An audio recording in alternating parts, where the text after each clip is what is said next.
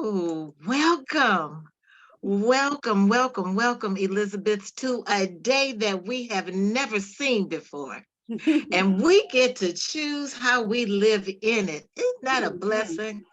Isn't that a blessing? Yeah. So we are so grateful that you chose to take out just a little bit of your time to come here and join us this morning in this sacred space where magic happens. Let me tell you, magic happens up in here.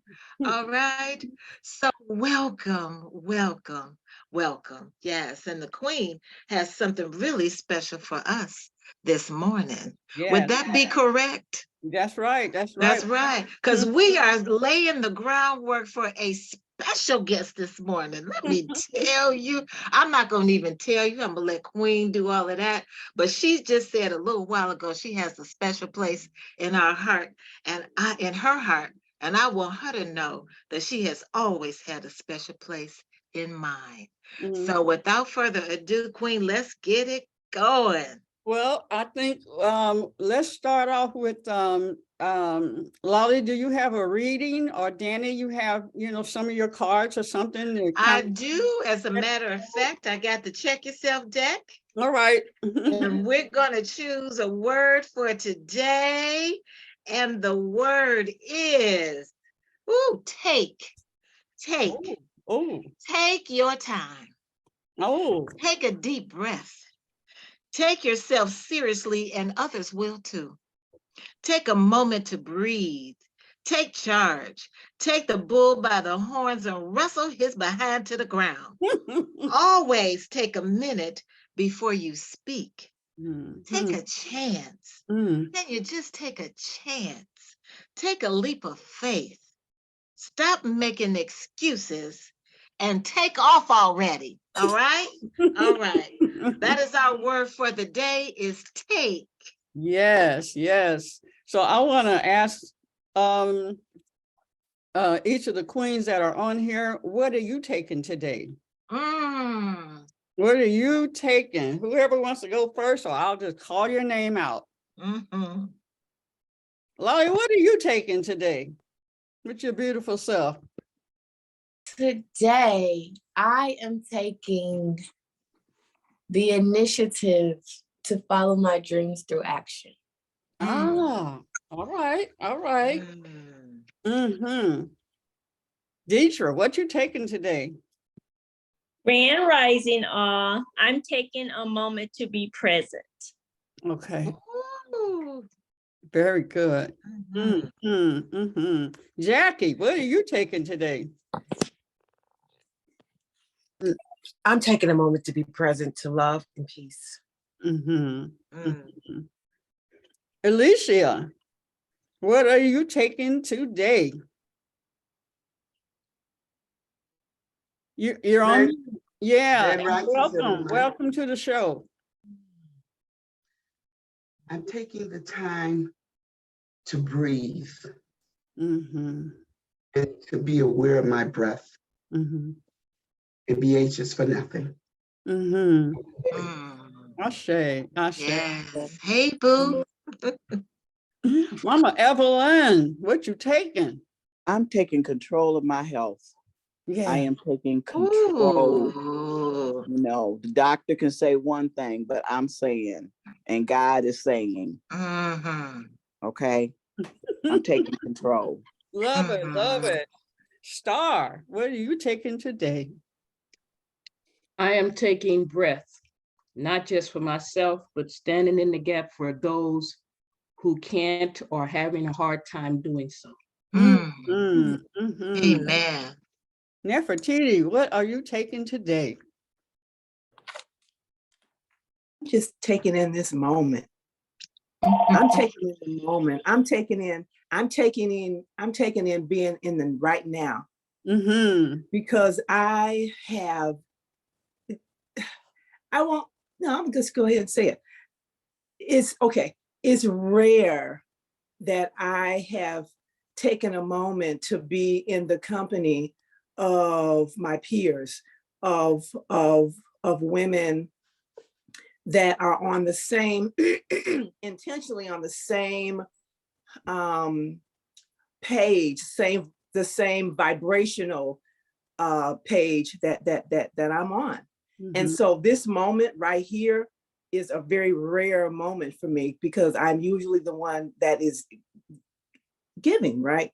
Yeah. And so the fact that you said what you said a few minutes ago, I said, now Nefertiti, not gonna break down and cry. I said that to myself.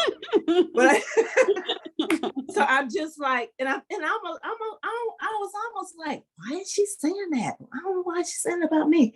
So I'm just taking in this moment right here. I say, And I'm in gratitude for it. I say.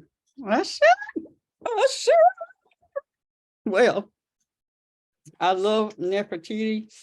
She's always been very special in my life. Always consistent, always full of love and respect. And I am taking control of my teeth. They're running around. Hold up here. I'm the one in control here. Me and this tongue. Holding on. So I want, Lala, you want to share anything in particular? Yes, it's short and sweet. I just wanted to share, because I think today we're probably going to dive into a little more, especially when it comes to self-care, self-love, things like that. But I wanted to share a quote by Audre Lorde. And the quote says, "Caring for myself is not self-indulgent, it is self-preservation. And that is an act of political warfare."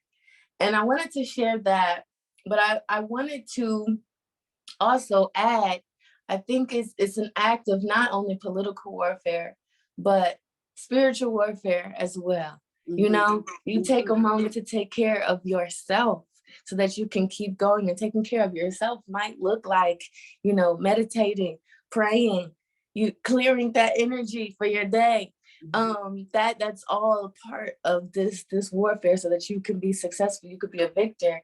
And I wanted to give the definition of self-preservation, which is the protection of oneself from harm or death, especially regarded as a basic instinct in human beings and animals. So if we don't self-preserve, we don't self-care, we're not going to be able to survive.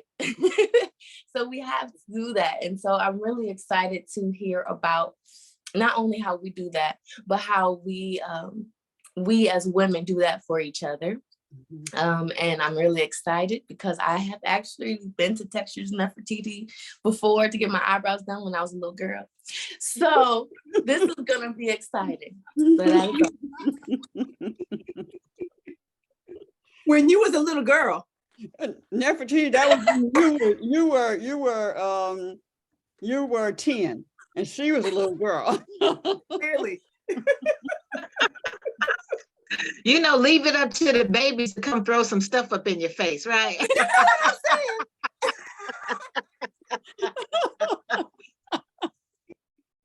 The babies that are all grown up, okay? Right. But Lolly, that was so wonderful because we've always felt that if we were taking care of ourselves and giving ourselves what we needed, it was being selfish. You know, we were always told that you're just being selfish. And what I've learned as I've grown is that it's being self-full. It's being filling up myself so that I can give from the overflow. That's what it is. That's beautiful. That is beautiful. Anyone else want to share about self-full, being self-full? I was talking to a friend of mine, one of the ladies at the shop. She's family, about with Sheila's song. It's about me. She's got a husband and three children. They practically grown. 2 of them are. And I told her, you got to take time for you now with your husband, the big baby, and the others. Because if your cup is empty, you ain't got nothing to give. And you cannot give from the cup. You got to wait till the cup overflows and then give from the saucer. So don't stop until you know your cup has overflowed. Don't let them take. Just, it's got to be about you now. Mhm. And then I gave her the example of a lifeguard when he's rescuing somebody. If they're coming up on a pole and they can't avoid it, then the lifeguard will turn the person that he's rescuing so that the person will hit the pole and not him. Because if he hits the pole, they both go down. So you gotta take care of yourself, self-preservation. It's like Lottie said, it's a natural instinct. I didn't know that. Yeah. It makes sense though. Mm-hmm. Mm-hmm. It seems cruel, but it's not. It makes sense. Mm-hmm. You know, and that's something that when they talked about the airplane and, you know, first put your own mask on before you take care of them. And we as women, especially when we have daughters, if they don't see us taking time to get our nails done, taking time to get a massage, taking time to be quiet and get centered, then they'll grow up all frantic and think that everything has to be about, you know, Somebody else. and everybody else, right? Mm-hmm. So that's important that we are that example, that we take care of ourselves. Then we give, like you said, from the overflow. Yeah. And we are out of order when we don't put spirit, ourselves, then everything else. Yeah. That is the order. And so it distresses me sometimes when I hear women say, don't nobody come before my kids. Don't nobody come before, but that's out of order. It's out of order. And that's not to say that you're not going to take care of your children. It doesn't say that. It says that God with you in partnership is going to give you everything that you need to take care of you and everything else that you have in your life. So if we would trust that, everything would just fall into place. I'll say. Can I say something else in reference to what Danny said when she said God in partnership? Yes. That is something that God told me. You know, he said that we are partners. Yes. You're not a servant, we're partners. Because we agreed in what you would do when you came down here. I agreed with you. So that makes us partners in accomplishing what we came here to do. Thank you so much for reiterating that right there, because that is the particular concept that we have not been conditioned to understand. That has not been part of our culture raising. Our culture raising has been that of separation, that of God is over here, you're over here, you do this and this and this, and then maybe you can have a God experience, as opposed to understanding that we're just that. We are in partnership with the divine. There is no separation. There is no intermediary. We are one. We walk as one. We function as one. And so I think that in that concept, you know, in relearning what that actually means, you know, I think those are the conversations that need to be initiated and need to be had. You don't have to work hard for that partnership. The partnership is starting with your relationship with yourself. That is it. That's beautiful. Thank you for that, Danny. And in that partnership, as we unfold in life, it is the God within us that allows us to do all of the beautiful things that we do. When you working on hair, you and Queen, you know what? Sometimes you look at it, you say, "Ooh, I was throwing down," but you know that it's the God in you, period, that allowed you to be as creative as you are. You know, and so period. That's it. Yeah, that's it. That's it. What's that song that Mary sings? Yeah, God it's the God in me. Yeah. You think you see all this stuff, but it's the God in me, and it's expressed through me. Yes. That's what the beauty is, that you can trust. And when God told Moses that, just go on, open your mouth, and I will speak. And I will speak for you. Open your mouth. So even in the like you was the analogy of the hair, I'm not one that you tell me I need 4 braids right here, 6 right here. You got the wrong one. You Yeah. know, I need to be able to see and create and go from there, you know. Yes. Yeah, welcome Bridget and Alita. We are just, you know, just free flowing, kind of talking about it's the God in me. And expression. So I want to get us started with this beautiful song that I want to dedicate to my queen, my guest, Nefertiti, and to all of you, because it is about all of us. So I'm going to get started here.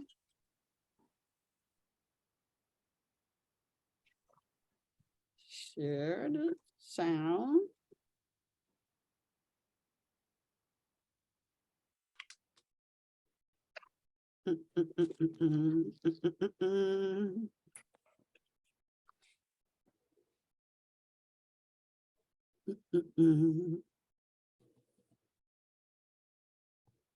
Here we go.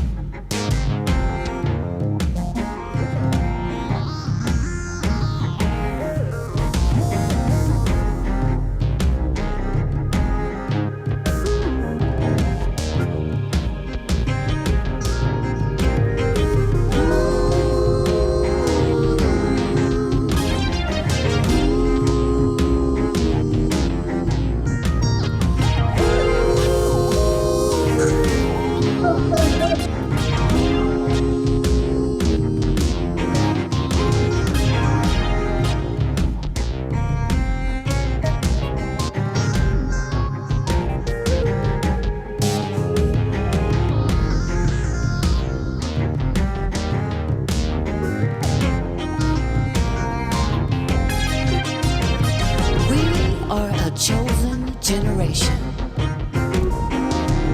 a royal priesthood. We are kings and queens of nations, certain of our own destination.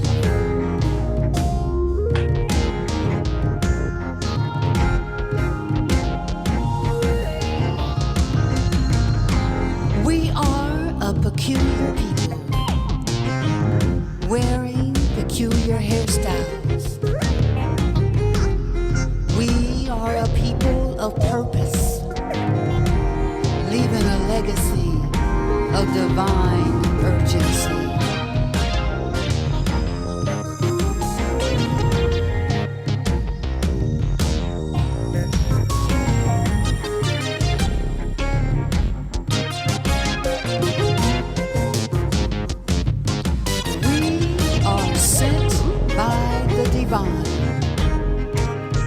And we've come to revolutionize your mind.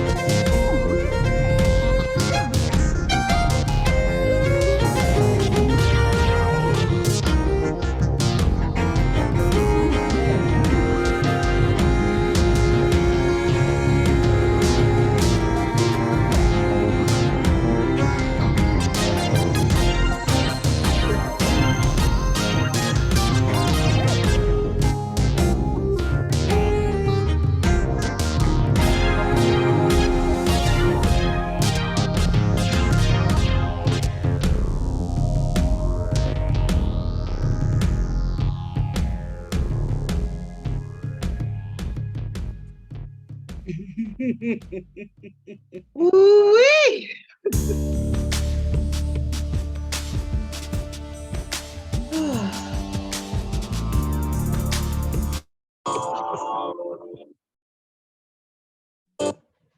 All right, all right. Wow. Oh, Queen, it was nice how you slipped your photo in there of you and Ooh. not Willie. Right? Oh, such powerful images. Mhm, mhm. And amongst all of the favorites in there that I have, that one of Chadwick Boseman Mhm. and Kobe and Yeah. yeah, I can't think of the brother's name right now. But man, powerful. Mhm. Nipsey Hussle. Nipsey Hussle, yes. Mhm. Thank you. Yeah, yeah. Whew. Thank you, Queen. I gotta say this. Damn, we're beautiful. Yes. Listen. Oh my, yes. So that Ah, is written by me, and my husband produced the music, and I put the show together and did all the vocals and all of that. So, beautiful, beautiful. and so that's who all of Mm, represent. That's us. We are, I am. And it was funny because it was like, we are, comma, I am. No, which is true. We are, yes, we are, and I am, true. But remove the comma, and it's we are, I am. yes, yes, So you can refer to it either way. It's true. right. Because Mhm, I am was our first name. mhm, Before we were brought here and our mothers and fathers named us, I am was our first name. mhm. And for whatever reasons, and there are many, we have forgotten. Mhm. But thank you for being creative enough to remind us. Yeah. Yes, thank you. So that being said, I want to introduce a very good friend of mine and a partner in the natural hair industry. She's been in, I don't know when you started. I just always have known Nefertiti in In a minute. the natural hair, natural Mhm. hair industry. And not only that, but a leader in that she has provided space for so many to come and sit up under her and with her Mhm. to learn and to create this industry and to set standards that for others to emulate, to learn, to grow in, and has had so many young people to work with her that she has trained, and has always been a pillar in the community, not just for natural hair, but as an entrepreneur. And Mhm. I have recently learned in the past, so maybe 10 years or so, about other things that she does, that she had a business over on Agnes. Mhm. And I didn't know that she was dealing with the psychic and Mhm. her background, and she's always been one that she's been working on getting me to go to some, to get away and get quiet and stuff. And I'm always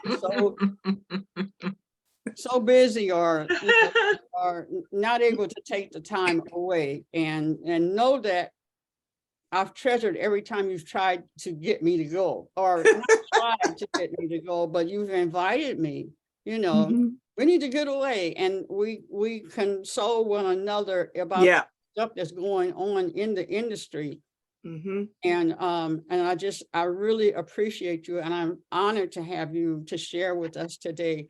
I knew this was an environment, a safe space for you. Yeah.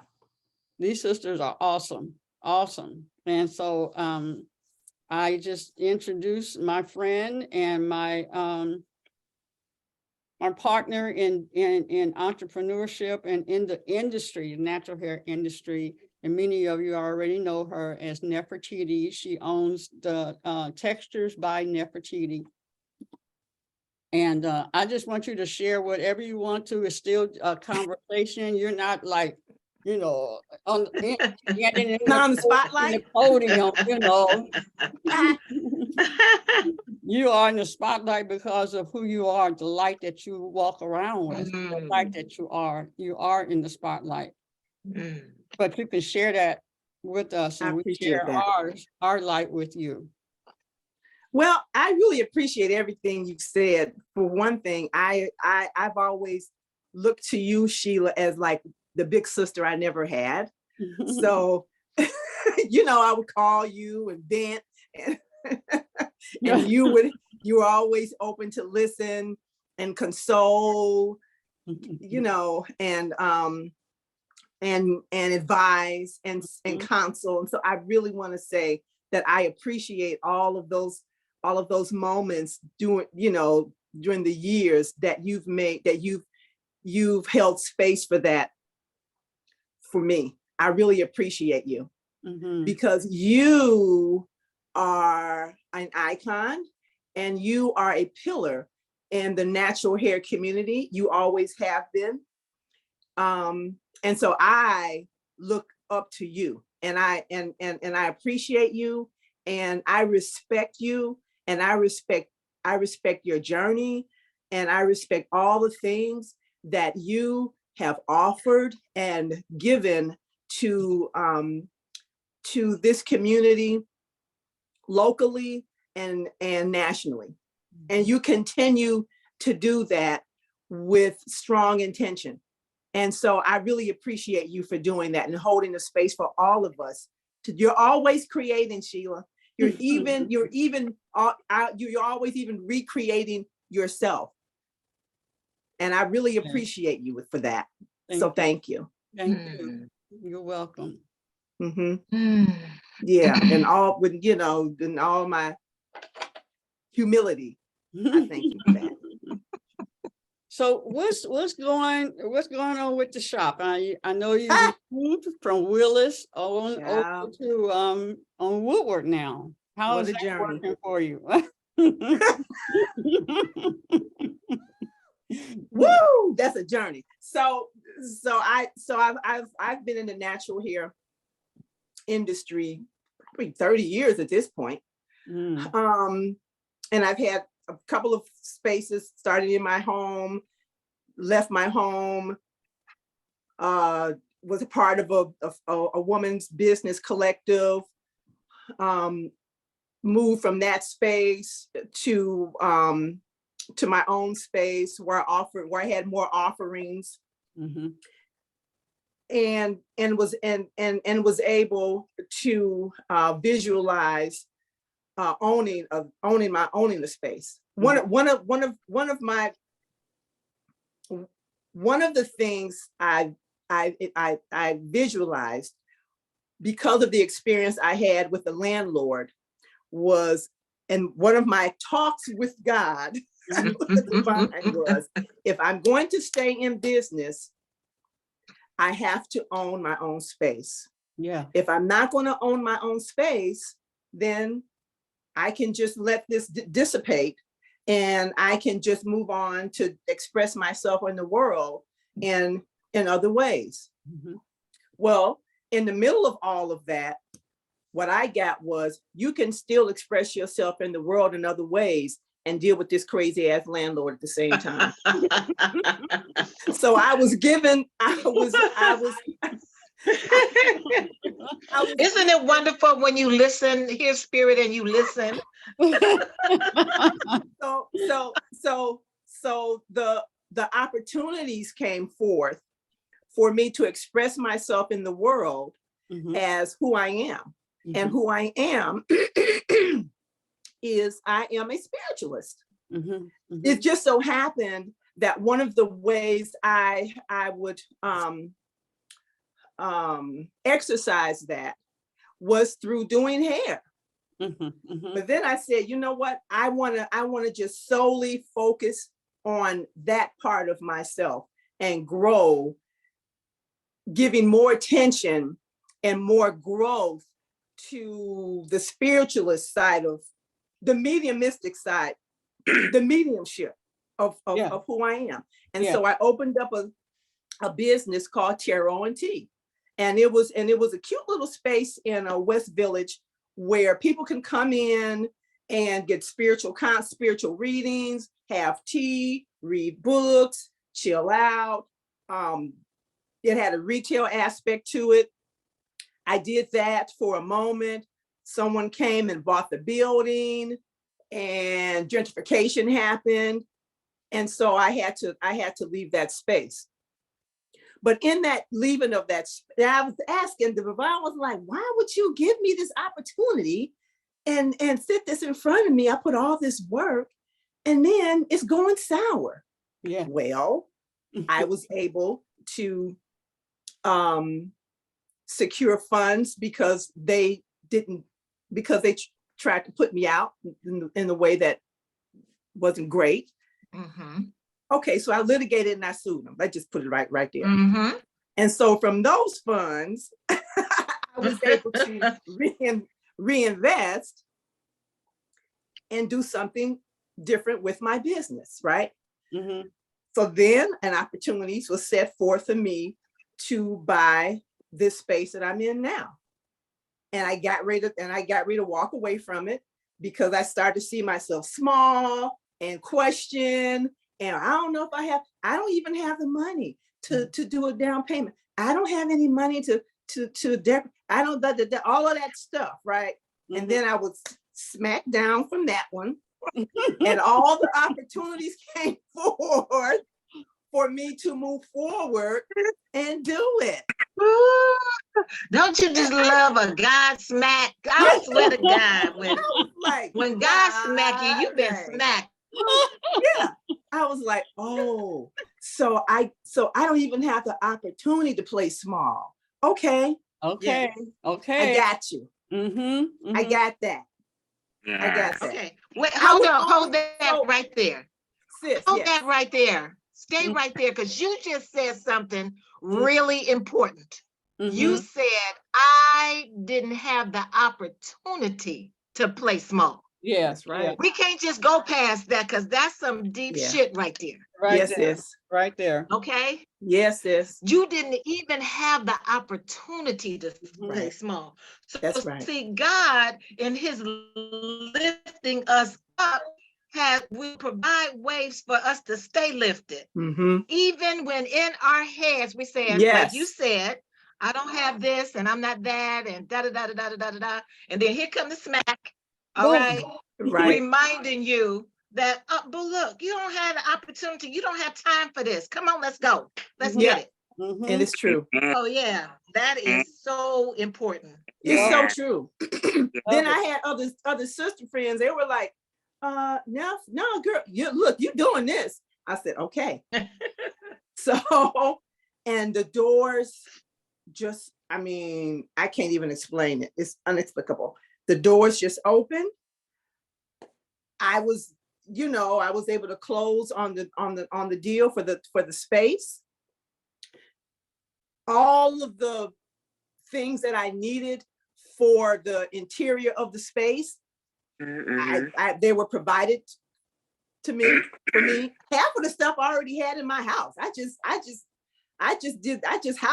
shopped my own house for half of that stuff. Mm-hmm. And then and then I was able to, necessity is a mother of invention, right? So I was able to really get creative about what I already had to repurpose, to create the mood, the environment, and the design that I have in that space now. Yeah. Okay. And then the day that particular project was done was the day that everything shut down. The day that I turned that key in to that landlord that was, giving me the most grief in the 10 years that I was there. That was the day the day I shut down was the day I turned my key into that guy. And I knew that I could not go any while I was even doing this project, I was thinking to myself, you know what? I don't have nothing else in me. I am burnt. Yeah. I don't know what I'm gonna do when I get in here. I gotta take a break. I don't know how I'm gonna, continue with business. Everything shut down. So for 2 years, I had the opportunity to sit down, collect myself, receive support while I was collecting myself, and really take a good look at how I was going to move forward with myself as I express myself in that space, in that environment. And so many things changed. The whole team of people I used to work with shifted.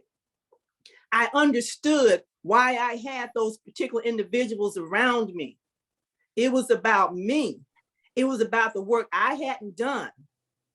I had time to do that work, and I'm still doing that work. But I also had an opportunity to make a commitment to myself to learn from those mistakes, right? To learn from those spaces that needed to be healed that I hadn't looked at because I was always busy running around. I was just like a guinea pig, and I was just in reactionary mode all the time. But I was only reacting to the spaces that I had not healed in myself. Because of that sit down, I had the opportunity. God was like, oh yeah, we gonna sit you down right now, and you gonna look at this right here, ma'am. And what you're not gonna do is what you've been doing. Yeah. That was the value in the pandemic. If we took the opportunity, we talked about if we took the opportunity for that time to do exactly what you did. Yes, sis. That's what I was always saying. What did you do during these 10 years? These 2 years, did you just wallow in, and I get those who lost someone. Right. But, still, even in that, what did you do? Did you reassess yourself? Did you get quiet? Did you create what, are you going back to that same world? Are you going back to work and moan and groan? Or are you going to take time and create what you want your life to be? Exactly. Be like. Alicia wants to say something. Alicia? Yes.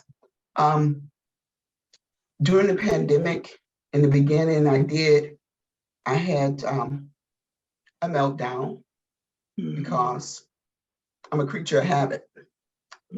Structured routine. So I had to set up and learn how to work from home and dealing with the loss of loved ones at that time, that first wave of COVID. Yeah.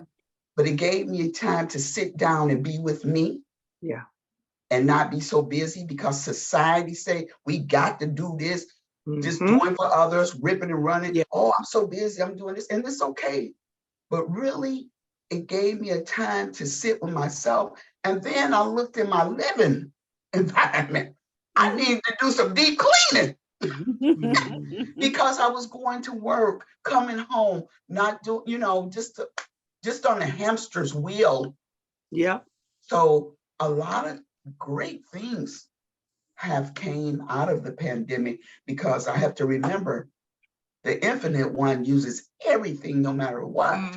So I've learned how to be with myself and be all right with myself. I learned some things about myself that I had to sit in spirit to ask for correction, since I know you knew it was there, but Lord help me with that thing. That's right. And that's what I learned to do with my time. And it's okay if I'm not, it's okay not to be everywhere all the time and be things for everybody, because that might not be my purpose. What is it for me to do? So I've learned how to not stretch myself and be more in tune with spirit and spirit guidance and what to do, what is mine. And my home is in such a better order than it was before. So it's such a I even got new furniture, y'all. I looked at that couch. I said, yeah. So thank you. I'm complete. That's my boo right there. Yeah. All right. Yeah. Galaxy. Who's Galaxy? I know who you are, but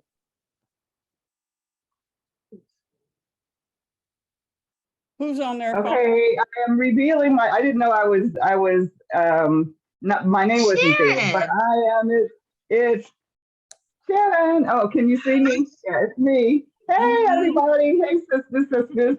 Anyhow, it seems like a month since the last time I talked to you, and I will have to update you on the craziness since last week. But you were asking, I was trying to put my hand down. Hey everybody. But anyhow, basically for me during the pandemic. Oh, she touched something. Oh, okay. There you go.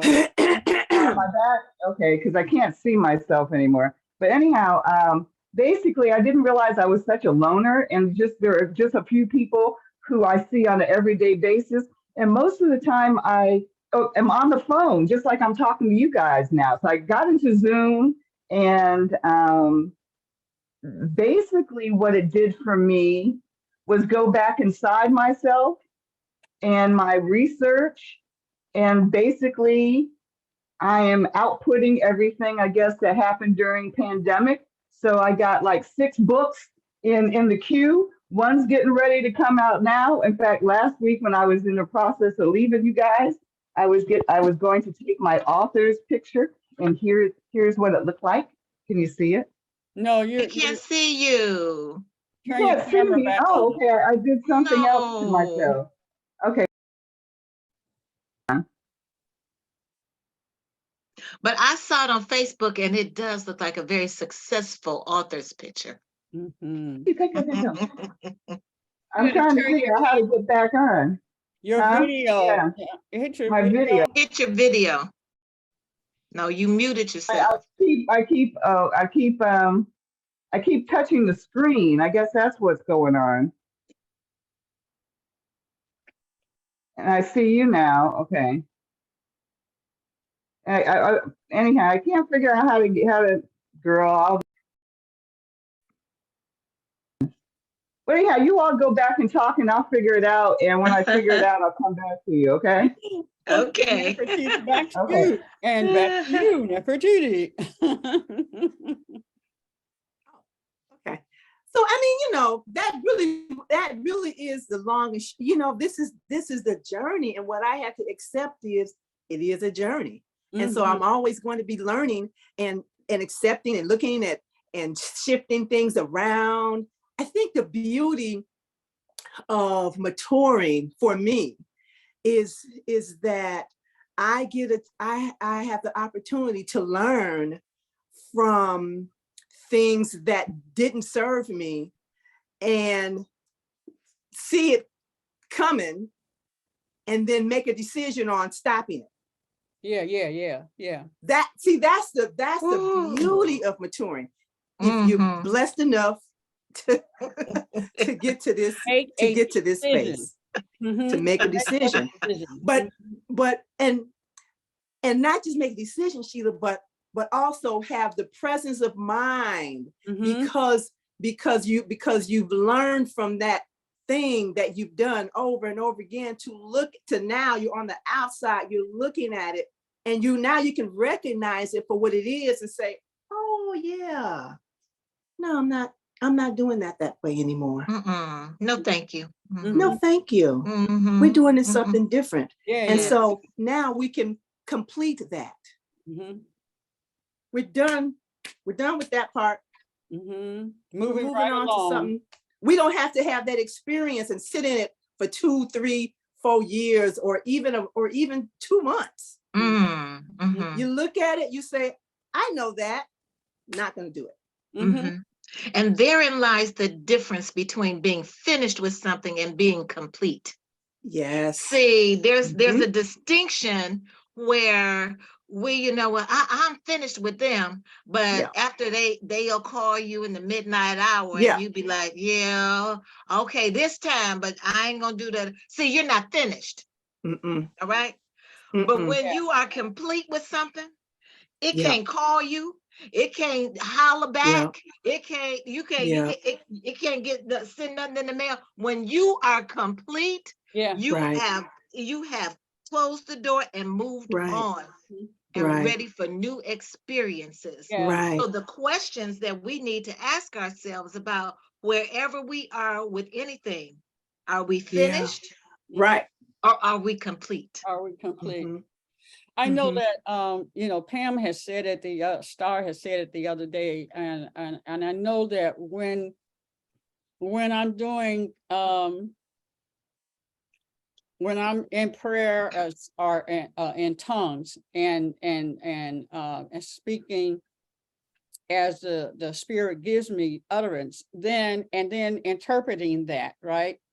Just like when Star spoke the other day, at the end, when Spirit is not speaking anymore, it's like, I'm complete. Spirit ain't moving that way no more. Mhm. In other words, like you said, I'm complete. I have nothing else. Spirit is not there anymore. Shut down. Otherwise, you're gonna get Sheila. You're gonna get Queen Aduni running her mouth. But when the Spirit is through in an area of your life, I'm complete. And you're at peace with it. You know, I gave what I gave. That's all Spirit has to give. And I'm complete. Yeah. In other words, whatever it is, that's what it is. Yeah. I have no more else to give. And that's not that I've depleted. It's just that I'm complete. I'm through with that. So, you know, no guilt, no shame, no nothing. I'm just complete. God is not moving in my life in that area anymore. So yeah, I like And that. So everything has purpose. Everything has purpose, and they're all lessons that God will have us learn. and in that part of that completion is because there is a vibrational shift. And so when the vibration shifts because of the things that you've done, you know, you've done your work, you've learned a little bit about yourself, you know, you've done your healing, you did this and that. The vibration shifts to the point where you won't have that experience anymore because you're not attracting it. It's not attracted to you. So that's part of the physiological thing that happens when you're really complete with something. It ain't even going to approach you. You're done. It's not even in your sphere. Yeah. Yeah, that's good talk. That's good talk. Anyone want to share something what we shared about that you've experienced or have a question about? Yeah, I do want to acknowledge Nefertiti that if you didn't do, if for no other reason, you opened that space on Agnes for me. And that is because in my when I was in the church and all that stuff, you do not go to no psychics. You don't go get readings. That's the devil talking to you. That's guiding you, blah, blah, blah. Yeah. But when I found out about it, I was comfortable because it was you, number one. And then you told me about your childhood, that you've always been in to that world. And so I was on my way somewhere and they said that it was canceled. And right then I knew to go to you to get a reading from the young man that was there. Right. And that is where And you said he does ancestral reading, and then when I went in there, he said, "Well, it don't happen. It doesn't happen all the time." I'm trying to chase my teeth. Right. Let them It catch doesn't- up, Sheila. It doesn't happen all the time, Catch up with them. but immediately, my grandmother, Right, and from my mother's side and my father's side. Now I don't even know my father's side. right. But both of them showed up because I said, well, Mhm. if they show up, I want you to know that it's okay. You know, Yeah. I'm not scared or anything. Yeah, And I got the confirmations, and I got, that what you're doing, that's stay right. on the road, blah, blah, blah. The money is there. Told me, what to do with my granddaughter and Mm-hmm. all that. Mm-hmm. So it was that moment of time that I needed you to be obedient and open that space so that I would feel comfortable in coming to get that word for myself from my ancestors. So I thank you. So that just shows that we just don't know Yeah. how important it is. Some things we don't even understand. Why am I in Yeah. this space doing? That's right. Yeah. And it's for somebody else. Yeah. Mhm. And Yeah. that, they believe in you, they have trust in you, they're comfortable Yeah. with you, that they would Mhm. not would be with anyone else. And God just needed you to be obedient and open that no matter what you was going through. Mhm. All right. So no matter Yeah. what, I thank you for being obedient, even if you had to shut it down afterwards, I'm Well, oh my God. For that space and but time. guess what? I'm reopening. yeah, Ooh. I'm sure. And I am creating that in a better way on my own property. Ooh. It's in process. Ooh. It's in process right now. Yeah. That It's in is the process. law of connectedness, Mhm. because there can be something happen on the other side of the globe Mhm. that will affect you to a point where it can shift and change your world and change your life. So Mhm. that connectedness, Queen, that you were talking about, that she thought she was creating it for whatever Yeah. reason you were Yeah. creating it for at that space and time. But then it brought people in who had been praying for a space Mhm. where they can experience what you had to offer. And Yeah. that's how God works. Yeah. That's how Yeah. God works. And it's such a beautiful dance of spirit. It's like, Mhm. I've been looking for that. I've been waiting for that. I've been, Mhm. whatever it is. And thank God that somebody answered the call. Yeah. Somebody was obedient to the call that God had on their spirit Mama to do what Evelyn, God told them to do. Yeah. I see It you. was I a see leap of faith. I'll tell you that. Yeah. It was because Detroit is a very Christian centric or Mhm. church centric Yeah. space. Nothing Yes. wrong with that. But Mhm. unfortunately, it's a space that doesn't allow other streams of thought, other ways of connecting with your spirituals, other ways of connecting to the divine, to your own divinity. Yeah. And so it was a leap of faith. I had many people to come in there and tell me I was wrong and tell me about what they pastor told them and blah, blah, blah. Right. I got that. I had that. Why every they come single in though? Why'd they walk in? Well, and so I would say that. And so I would say, but yet you're here. Mhm. And so while you're here, would you like some tea? And then we would just have a conversation. And I'd be like, oh, you just want a little bit of permission. It's okay. It's all right. We can have a conversation. We don't have to call it nothing but a conversation. Yes. Mama Evelyn. Is that your space on Woodward? Yeah. Now, I mean, that's the salon space. Huh? I'm recreating the tea room space. I bought the lot next to my house, and I'm recreating the tea room space in that lot. So I will own it. Nobody, listen, I'm at this space. I'm at the place now where you're not gonna kick me out. I'm gonna own it. The salon is on Woodward. It's on Woodward. And Grand Boulevard. Yeah, it's on Okay. Woodward between the Boulevard and Milwaukee. I'm right next door to Sapino's Pizza. Yeah. Yeah, I passed it because my dentist is over there. Mhm. It's- Yeah, yeah. Yeah. We're by appointment We could only. You drive know, it we've to been by switch out appointment the- only since COVID. Yeah, Mhm. Yeah. So. yeah, that's good. That's good. Mhm.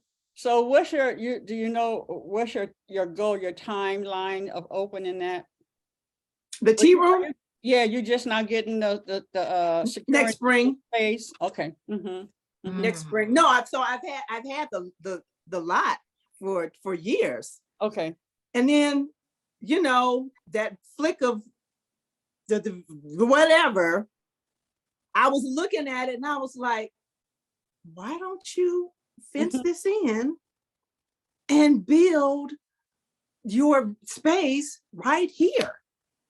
And the gentleman, the carpenter that's doing it now is someone that lives in my area, very spiritual young man, lived in Bali, you know, trained with ecosystems and this and that. And he came to me, he said, you know, I remember some years ago, you mentioned something about having like a little hobbit house or something like that. It just came out of nowhere. And I was like, word? So then I said, he said, you know, if you want to do that, like I can do it. I was like, got you, God. Yeah. We started on it the end of July, and we are trimming the inside of it right now. And so what I did was, now I'm creating, my vision is to create a respite and an oasis around the property. So I'm planting magnolia trees, dogwood trees, butterfly bush, lilac, all kind of stuff. Girl, God is good when you listen. When you listen. and when you don't, he just waits. Okay. He just waits. No, like for real. Yeah. Look at my baby Particularly down there. if it's in alignment with your destiny, the thing that you said you were going to do when you reiterated yourself into this physical realm. And we have to know, being in alignment with that destiny, God's not going to send you any vision that is going to be against that. Right. So when the vision comes, or when the thought comes, or when the feeling comes, you can trust it. Well, I don't know about that, God. Are you for real? You know, just, hey, just go with it. Because some stuff gonna look crazy. Yeah. Oh yeah. It's gonna sound straight up crazy. Yeah. Okay. And you be like, I don't know. Right. But in retrospect, the craziest things that you heard Spirit say were the ones that garnered you the most benefit. The most benefit. And it's the way that it's happening. It's the way, it's the flow in which it's happening. See, that's really what it is. I just want to continue to be in alignment with the flow. Yes. Yes. That's the safest place to be. Yep. Therein lies your peace. Yep. Even in the midst of trouble, even in the midst of storms, therein lies your peace. Yeah. Yeah. Being aligned, in align. But it's trusting that too, Sheila, because you know, we're not living in a culture that supports you, that supports one believing or giving energy to the unseen.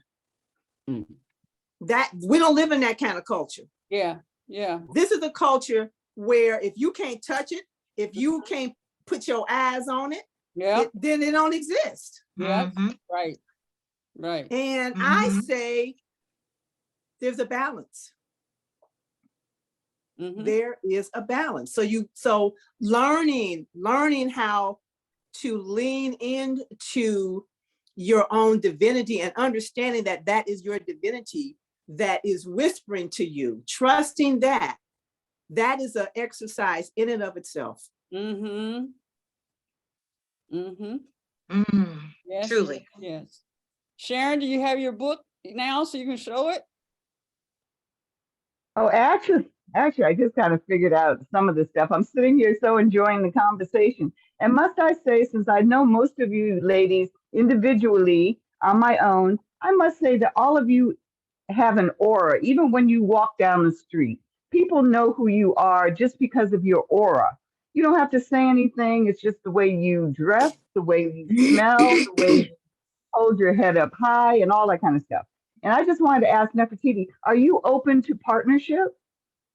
Which Like, you know, what for which for project are your you speaking? tea room, for your tea, for any of your No, projects? I'm not interested in partnerships right now. I'm interested in collaboration, but not so much partnership. Okay, so you're not interested in financial partnership. Okay. No, Yeah. I don't really need it right now. Thank you, God. Right on. Hey, Hey, I know that's right, girl. and you need to say that with a triple snap. Hey, I don't need it right now. Right I on. got But this. let me, Thank God we got this. but if I could just update you on, last week, and I really appreciated the group's sympathy and condolences dealing with my cousin passing away. And I was so proud of her. She had taken care of everything. But I'd just like to give you all a footnote on that. Okay, if you're going to take care of all of your afterlife things so you don't have to go through the courts and everything, that's great. But make sure that the people who are taking care of your business are competent.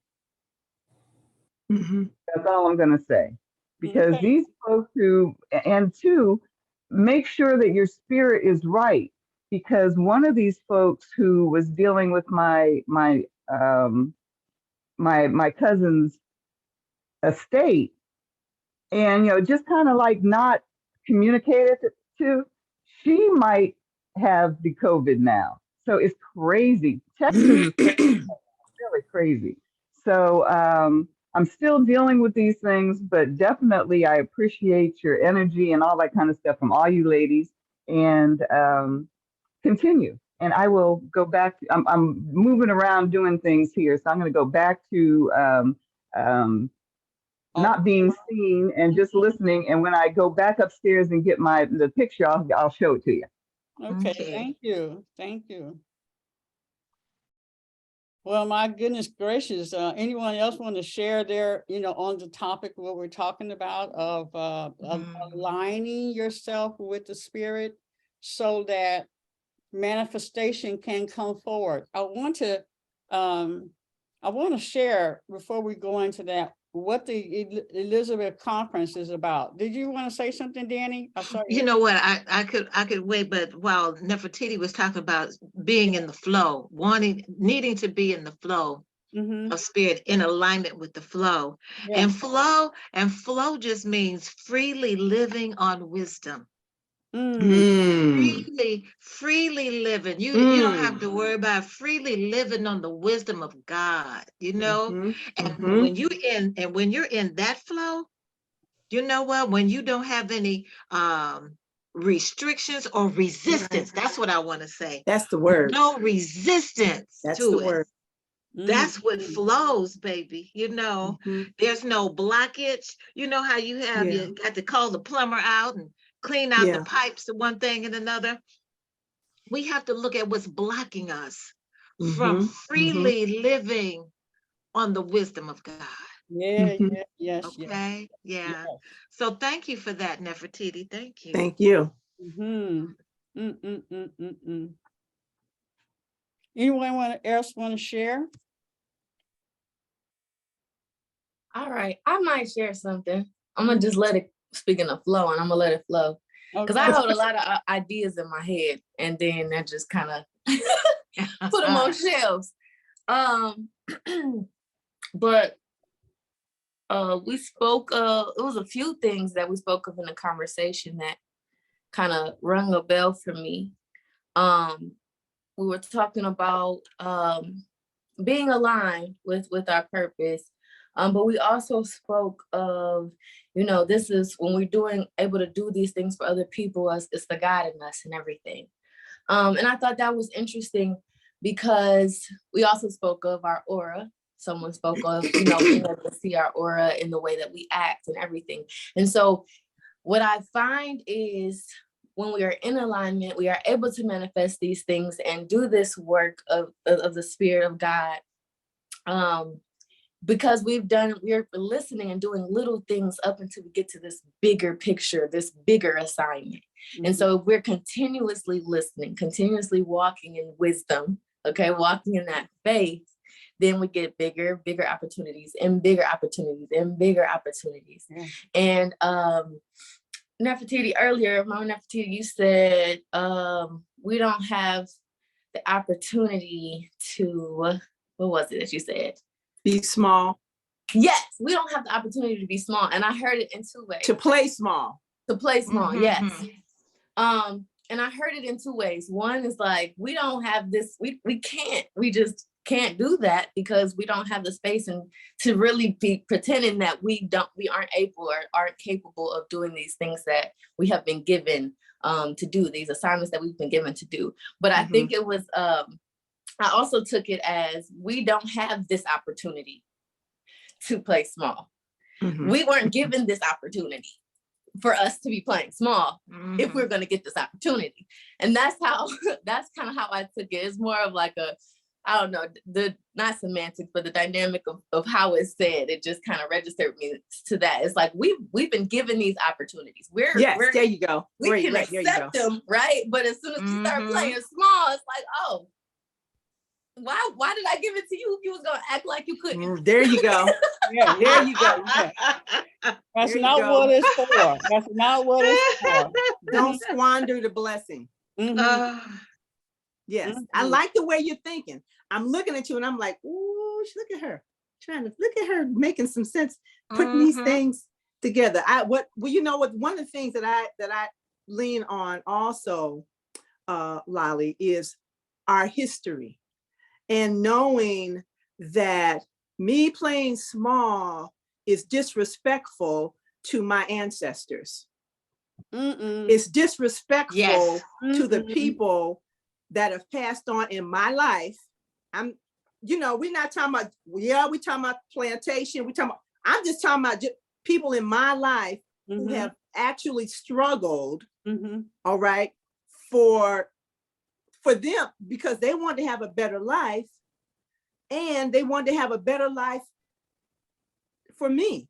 So me playing small and doing the same thing the same way and allowing myself to have experiences that are actually not in alignment with the joy that I'm supposed to be the joy that I'm supposed to experience in this human frame is spitting in their face. Yes. Why would I do that? Yes.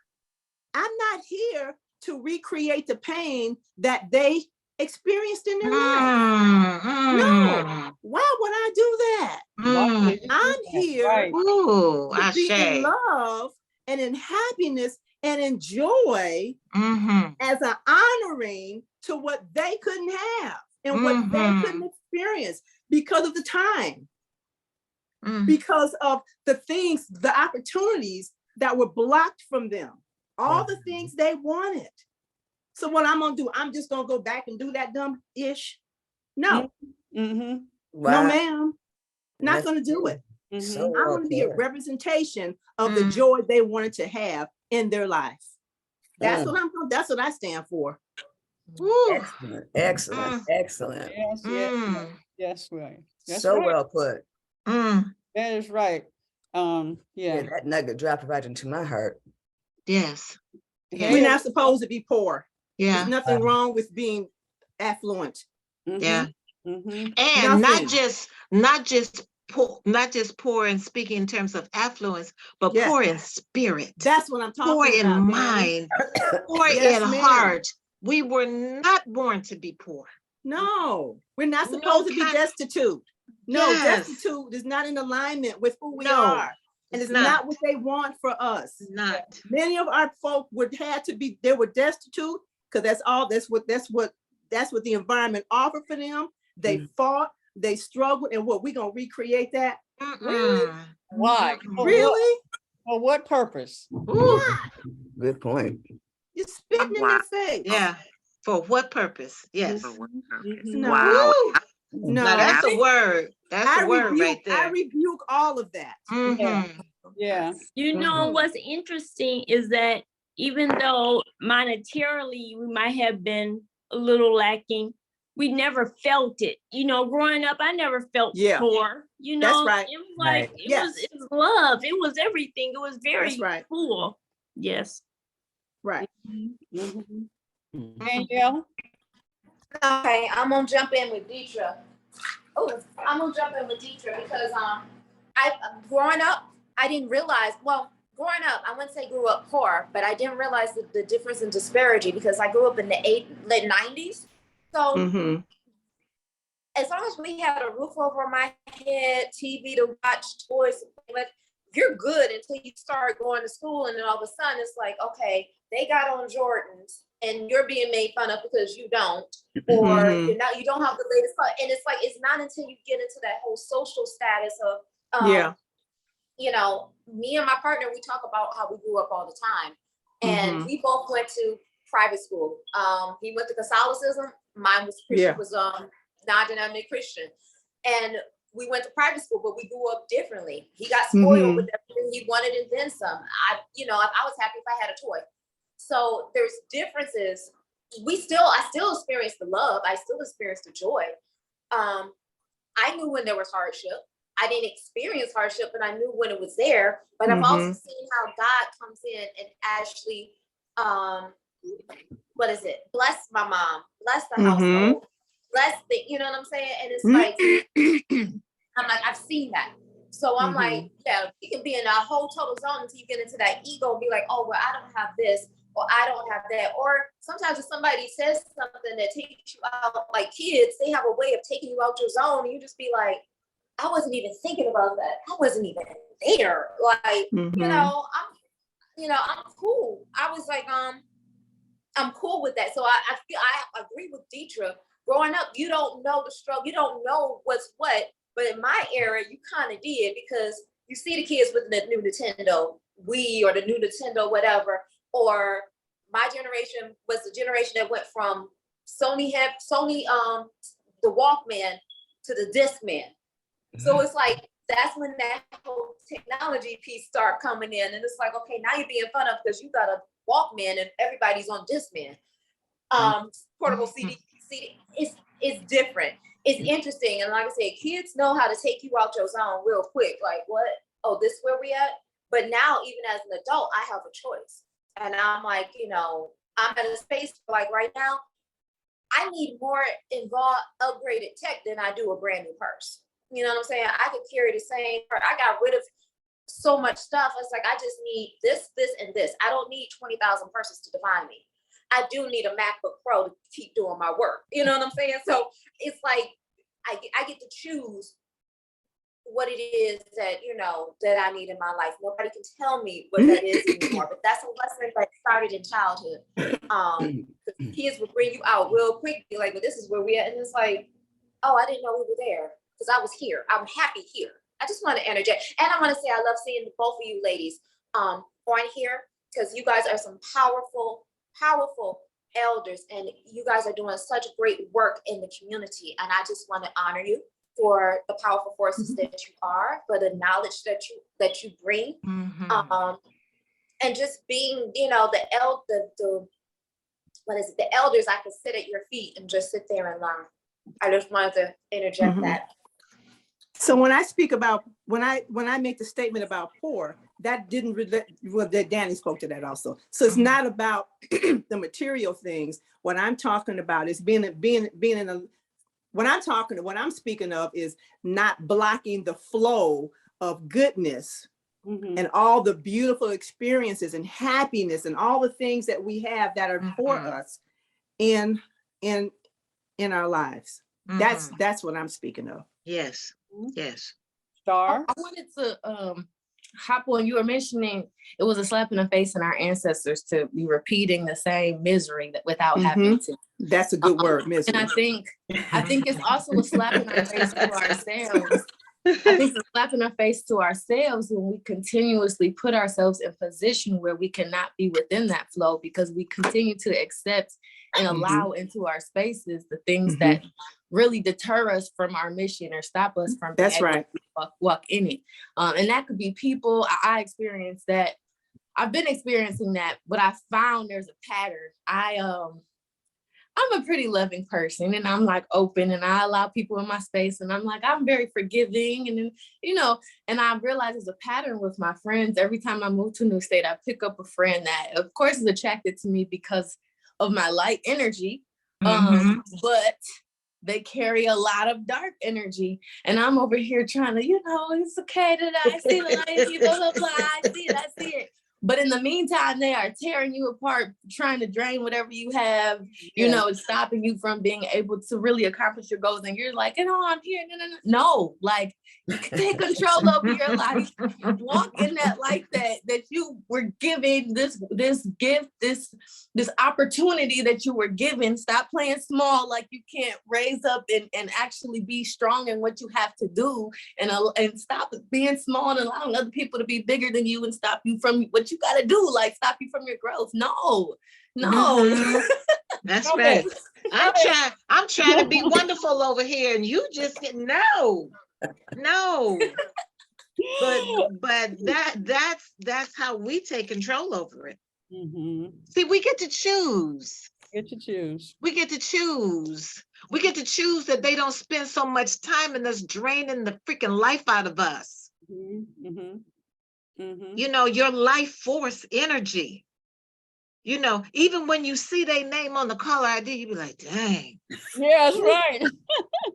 Ooh, you know, oh God. So yeah, but you are right, Lolly. They desire to be where the light is. And what our responsibility is, or as the old heads know, Mission Impossible, where they would come and they would listen to the tape recorder. They say your mission, should you decide to accept it. So first of all, you have to decide whether you're going to accept them in your world because you care for them or whatever. Not so much the energy, but you know, whatever it is. And then you have to set forth some boundaries so they're not sucking the life out of you. Here you go. See, who did I hear somebody say? People will suck the life out of you. Why do you keep giving them a straw? There you go. That part. That's the part right there. That's the part. Okay. Yes. So you take care of that with setting healthy boundaries for yourself. That's right. That's right. Yeah. That's right. I always say, what's in it for you that you keep doing that? That you keep doing that. Thank you. What's in it for you? Thank you. Something in it for you. You because there's a payoff. There's a payoff somewhere. Yeah. I want you to sit back and think about that. You meditate on it. What's in it for you? You. Yep. Star.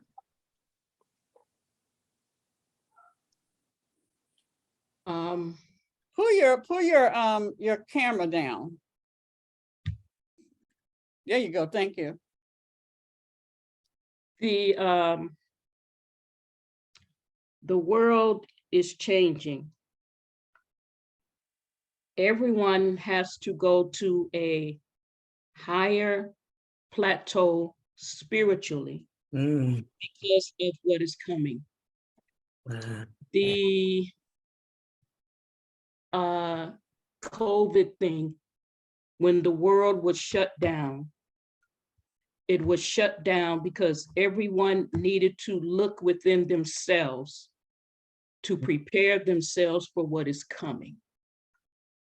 The world has to go to a higher plateau spiritually. The lessons that we are learning, the things that we are going through is to help us, to help our character so that when we get to this place that is coming, we have the character to be sustained, to sustain ourselves when we get there. We have no choice. It's God. God is bringing it. There's a bigger picture that we don't see yet. And whatever it is you hear from God, whatever it is that God wants us to do, it might not seem like it makes sense. However, there's a bigger picture. And it might seem like it's not going to help us, but it is. So I've heard a lot of things that people have done, like Queen Aduni and Phil. They created 7 or 8 songs during the shutdown. What Nefertiti created during the shutdown. What people have done during the shutdown. I saw a Viola Davis. She created a book during the shutdown. She did an interview with Oprah. A lot of things happened during the shutdown, whereas if God had not said, okay, everybody sit your ass down, because of what is coming. And the things that were created because we couldn't do anything else. So prepare yourselves, because it's coming. It's not a bad thing, it's a good thing. So just in the making. Yes, it is in the making. Yeah. New world coming. And we have to understand that all great events cast a shadow before them. Yeah. So that shadow of, if you will, the pandemic, COVID, where many of us were like lilies of the field, okay? We bloomed in the dark, okay? So in that span of time, we could call it, and they will call it, a dark time in our history. Because it did not just affect us here in the United States, it was worldwide. Yeah. I recall hearing that, I think it was Italy, lost 2 generations of people. Wow. That stunned me. During COVID, the great grandmothers, the grandmothers, or the grandmothers and the great grandfather gone. Gone. So it gave us time, as Nefertiti said, I got 2 years. I had 2 years of this time, and God was asking us, what are we going to do with it? What are we doing with it? So as Star says, the time is coming, but I just want to tweak it a little bit. It is here. It is here. And so every day you get up and ask what Marianne Williamson would say, God, what would you have me do? Where would you have me go? What would you have me say, and to who? Yeah. Those are questions that we have to ask ourselves, knowing that our destiny is at hand, and we get to choose how we take advantage of it on any given day. So that dark era of COVID, as we are coming out, and some of us coming out of it hollering and screaming, kicking and screaming, okay? But it was a time, as she said, God said, go somewhere and sit down. Be quiet, be still. Be reflective. Ask yourself some hard questions and see how the answers flow. All right? However, we have that opportunity all the time. You can take that opportunity every day if you so choose to. So yeah, thank you, Star, for that. It is here. Sharon? Okay, I'm trying not to mess up anybody. And you ladies are just so refreshing, just so refreshing. I'm so glad you let me join your group. And like you said, during the pandemic, I did try to go in, at least my research, and I did come up with some books. So they will be forthcoming. But my first book, in fact, some of you ladies even might have had the same experience. Were any of you as a child at the 1963 when King came to Detroit? Did any of you go to when King came to Detroit down on Woodward? Anybody? I was 7.